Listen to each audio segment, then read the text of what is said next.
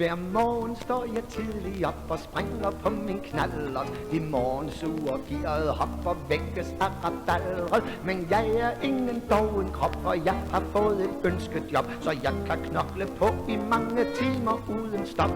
Jeg svejser det bedste jeg har lært, for når først man kan det, er det faktisk ikke særlig svært.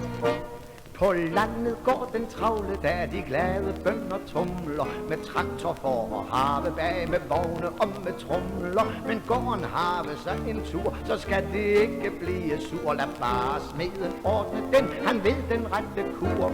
Han svejser den hele lange dag. Når han har et Esam-svejseværk, så er det ingen sag. På havet og den blanke fjord, der sejler mange skibe. Fra Halifax til Singapore og fra Løgstør til Nibe. Der bygges broer rundt omkring, en masse folk bliver sat i sving. Hvordan kan de dog lave disse vanskelige ting? De svejser i kilometervis. Prøv at tænke dem en svejsesøm herfra og til Paris.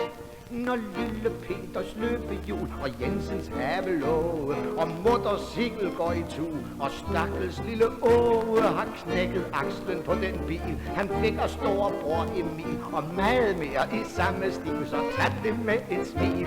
Man svejser, det er da soleklart. Det er den slags småting, far man ordner i en vældig fart.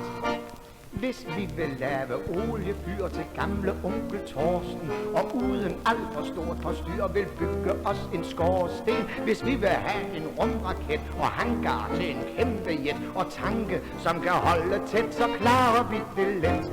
Vi svejser, så bliver det helt ok. Husk at OK-elektroder er de bedste man kan få.